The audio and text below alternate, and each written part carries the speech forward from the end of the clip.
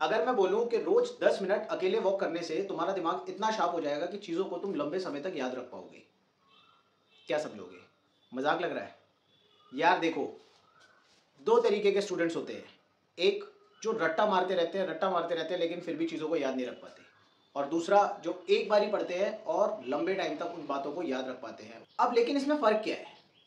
तो फ़र्क है सिर्फ और सिर्फ कुछ एक्टिविटीज़ का और कुछ हैबिट्स का। आज मैं तुम्हें बताता हूँ 3 ऐसी एक्टिविटीज़ जिसको करने के बाद तुम्हें चीज़ों को लंबे समय तक याद रखने में कोई परेशानी नहीं होगी। तुम किसी भी चीज़ को एक बार पढ़ोगे और बहुत लंबे टाइम तक याद रख पाओगे। लेकिन उससे पहले यह समझना बहुत जरूरी है कि हमारा जो ब्रेन है, जो हमारा दिमाग है, वो काम कैसे करता है। और इसको समझने के लिए एक बात समझाता हूं। देखो, जब हम किसी भी चीज को एक बार पढ़ते हैं तो वो हमारी शॉर्ट टर्म मेमोरी में, यानी कि शॉर्ट टर्म मेमोरी के अंदर रिकॉर्ड होती है। शॉर्ट टर्म मेमोरी में रिकॉर्ड होने का मतलब है कि अगर आपने एक चीज को पढ़ा तो 24 घंटे ज्यादा से ज्यादा और 1 से 1.5 दिन आप उस बात को याद रख पाओगे। उसके अलावा 90% वो बात वॉश आउट हो जाएगी। लेकिन अगर इसी चीज को तुमने 2 या 3 बार पूरे फोकस, पूरे कंसंट्रेशन के साथ पढ़ लिया तो अब ये चली जाएगी तुम्हारी लॉन्ग टर्म मेमोरी में, और लॉन्ग टर्म मेमोरी में जाने के बाद आप चीजों को लंबे समय तक याद रख पाते हो। बहुत टाइम के बाद भी अगर आपसे वो बात पूछी जाए तो आपको क्लियर याद रहे। अब क्या है ना, ये शॉर्ट टर्म से लॉन्ग टर्म जाने का प्रोसेस थोड़ा सा कॉम्प्लिकेटेड है। कॉम्प्लिकेटेड कैसा है कि आपने किसी चीज को एक बार पढ़ा, वो शॉर्ट टर्म मेमोरी में रह गई। आपने किसी चीज को बार बार पढ़ा, फोकस के साथ पढ़ा, अटेंशन के साथ पढ़ा, तब वो लॉन्ग टर्म में जाती है। तो आज मैं बताऊंगा आपको 3 ऐसी एक्टिविटीज जिनको करने के बाद वो शॉर्ट टर्म मेमोरी से लॉन्ग टर्म मेमोरी में रिकॉर्ड होने में ज्यादा टाइम नहीं लगेगी। तो सबसे पहला स्टेप है मेमोरी वॉक। अब मेमोरी वॉक क्या है? मेमोरी वॉक यानी कि आप रोज की रोज अकेले 10 मिनट या 15 मिनट वॉक पे जाओ, और 10 से 15 मिनट जब आप वॉक कर रहे होगे तो आपको दिमाग में विजुअलाइज करना है जो पूरे दिन आपने किया। या मान लो आपने कोई टॉपिक पढ़ा है, अब उस टॉपिक के बारे में विजुअलाइज करना है कि आज आपने उस टॉपिक में क्या पढ़ा था, कितना कितना पढ़ा था, क्या क्या चीज़ें आपको समझ आई थी, क्या नहीं आई थी, उसके बारे में उसको विजुअलाइज करो। अपने पूरे टॉपिक के बारे में या फिर अपने पूरे दिन के हर चीज़ के बारे में उसको विजुअलाइज करो। जब वो 10 से 15 मिनट की वॉक आप 7-8 दिन तक कर लोगे, आपका दिमाग एक हैबिट बना लेगा हर चीज़ को उतना देर तक याद रखने की जितना कि वो लॉन्ग टर्म तक चली जाए। एक्सरसाइज बहुत ही इंपैक्टफुल है, ट्राई करके देखना। ज़्यादा से ज़्यादा 7 से 10 दिन आप ट्राई करना, उसके बाद देखना आपको कंटिन्यूटी खुद मेंटेन करने में मज़ा आएगा और चीज़ों को आप बहुत जल्दी जल्दी भूलोगे नहीं, दिमाग में रहेंगी। अब सेकंड स्टेप है थीटा वेव्स। थीटा वेव्स क्या होती है? हमारा दिमाग कुछ वेव्स जनरेट करता है। बड़े बड़े न्यूरो साइंटिस्ट ये मानते हैं कि हमारा दिमाग थीटा वेव्स जनरेट करता है। तुमने अक्सर देखा होगा कि जब भी हम थक रहे होते हैं या फिर हम कुछ सोने जा रहे होते हैं या हमारा दिमाग टायर्ड होता है तो हमारे दिमाग ना कुछ कुछ सिग्नल्स देता है, हमें कुछ कुछ बातें याद आती हैं।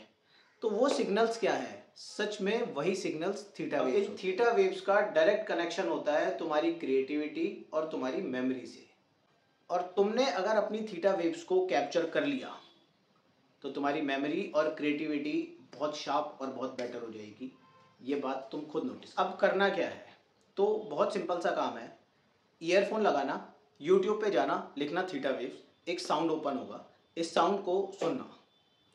जैसे ही आप इस साउंड को सुनना स्टार्ट करोगे, 10 से 15 मिनट सुनने के बाद जो आपके ब्रेन में जनरेट हुई थीटा वेव्स हैं, वो फ्रीक्वेंसी आपकी ये जो साउंड आप सुन रहे हो इस फ्रीक्वेंसी से मैच होगी। और जैसे ही मैच हो जाएगी उसके बाद देखना आपका दिमाग मात्र 15 से 20 मिनट के अंदर बिल्कुल रिलैक्स फील करने लगेगा।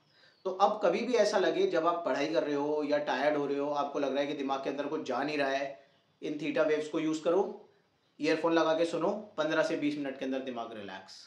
और फिर उसके बाद पढ़ाई स्टार्ट करना और देखना आपकी मेमोरी कितनी शार्प होती है और कितने दिनों में इसका इम्पैक्ट आपको पढ़ना स्टार्ट होता है। तीसरा स्टेप है स्ट्रेस क्रिएशन। अब स्ट्रेस क्रिएशन क्या है? सुन के तुम्हें थोड़ा सा फनी लग सकता है, लेकिन इतनी बेस्ट टेक्निक है कि तुम कभी भी फेल नहीं हो सकते इस टेक्निक के अंदर। अब तुमने देखा होगा जो लड़ाई झगड़े की बातें होती हैं या फिर कोई ऐसी टेंशन वाला माहौल होता है, कोई स्ट्रेस वाला अगर कोई एक्टिविटी आप कर रहे हो, तो वो सब बातों को आप कितना क्लियरली, कितना विविडली याद रख पाते हो। वर्ड टू वर्ड अगर आपसे कोई पूछ ले तो तुम पूरा सुना सकते हो उसको। अब तुम्हें सेम ऐसा ही करना है पढ़ाई करते टाइम। पढ़ाई करते टाइम तुम्हें एक पैनिक सिचुएशन क्रिएट करना है, एक स्ट्रेस सिचुएशन क्रिएट करना है।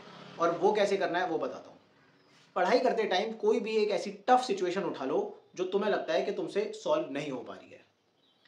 जब तुम इस टफ सिचुएशन को उठा लोगे, तुम्हारा दिमाग एक एड्रेनलिन रश क्रिएट करेगा, और उसको क्रिएट करने के बाद तुम्हारा दिमाग हाइपर एक्टिव होगा, और जब हाइपर एक्टिव होगा उसके बाद चीज़ों को तुम बहुत अच्छे से याद भी रख पाओगे। अब सबसे पहले तो तुम उस प्रॉब्लम को याद रख पाओगे जो प्रॉब्लम तुमने क्रिएट कर लिया अपने लिए। उस प्रॉब्लम को याद रखने के बाद उसका जो सॉल्यूशन तुम निकालोगे, उस सॉल्यूशन को भी याद रख पाओगे, और इन दोनों चीज़ों को आप लंबे समय तक याद रख पाओगे। तो एक बार पढ़ा, पैनिक क्रिएट करा, पैनिक क्रिएट करने के बाद जैसे ही आप सॉल्यूशन पे पहुंचे, सॉल्यूशन पे पहुंचने के बाद आप इन बातों को बहुत लंबे टाइम तक याद रख पाओगे। अब ये 3 एक्टिविटीज़ हैं, अपने रोज के रूटीन में पढ़ते टाइम या फिर अपने नॉर्मल रूटीन में इन 3 एक्टिविटीज़ को शामिल कर लो। 8 से 10 दिन ट्राई करना, पता चल जाएगा कितनी इम्पैक्टफुल है, क्या रिजल्ट है, और उसके बाद मेंटेन रखना, कंसिस्टेंसी रखना, तुम्हारा ब्रेन इतना शार्प हो जाएगा कि हाथी भी फेल है।